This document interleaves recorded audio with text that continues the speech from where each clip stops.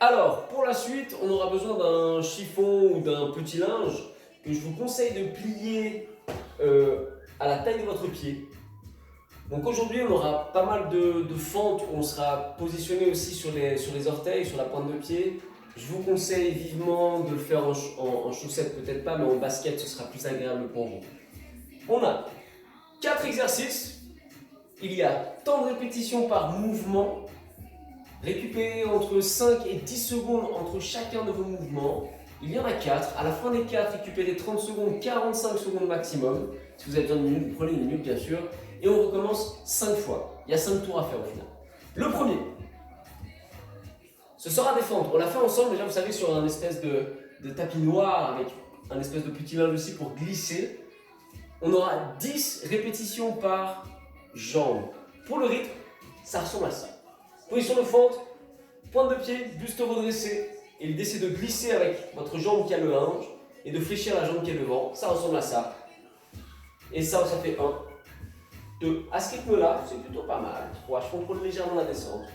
4, 5, j'en fais 10 de ce côté-ci. 10, hop là, du côté, de l'autre côté du coup. Ça c'est le rythme, j'essaie de vous donner les rythmes.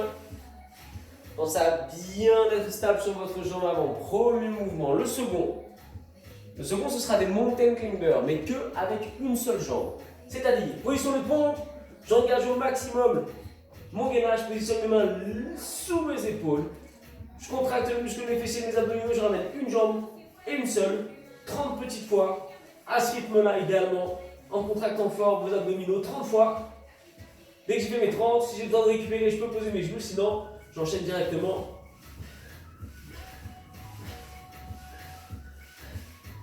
De l'autre côté. Troisième exercice, ce sera des fentes latérales. Positionnez votre pied sur le linge de nouveau. Les deux pieds l'un à côté de l'autre en position de squat au final. Je vous conseille de positionner vos mains comme ci, comme ceci, comme cela, c'est comme vous voulez. Et l'idée c'est de fléchir votre jambe.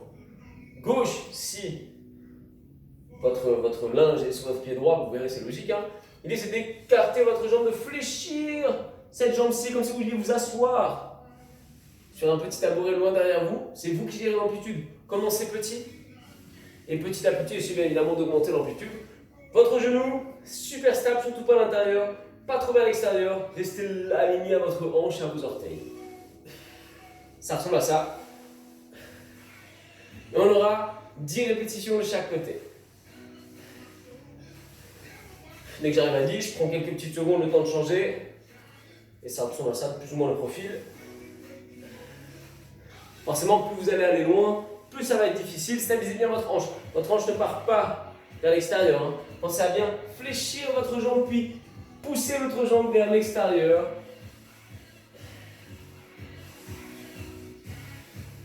« 10 répétitions. Dès qu'on a fait ces 10 répétitions, il nous restera un mouvement. Prenez quelques secondes si vous avez besoin. On sera en position de bear crawl. Les mains sous les épaules, les genoux sous vos hanches. Je vous parlais de basket tout à l'heure, c'est surtout pour celui-ci. L'idée, ça va être de décoller à peine vos genoux pour engager au maximum les muscles de vos abdominaux. Et ensuite, je vais venir toucher une épaule après l'autre. 20 petites fois, sans trop aller de gauche à droite avec votre bassin. Essayez de stabiliser le bassin au maximum.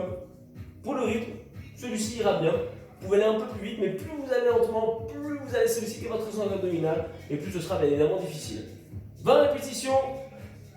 Dès que j'ai fait les 20 répétitions, prenez 30 secondes minimum de récupération, 1 minute maximum, et recommencez ce circuit 5 fois. À vous de jouer.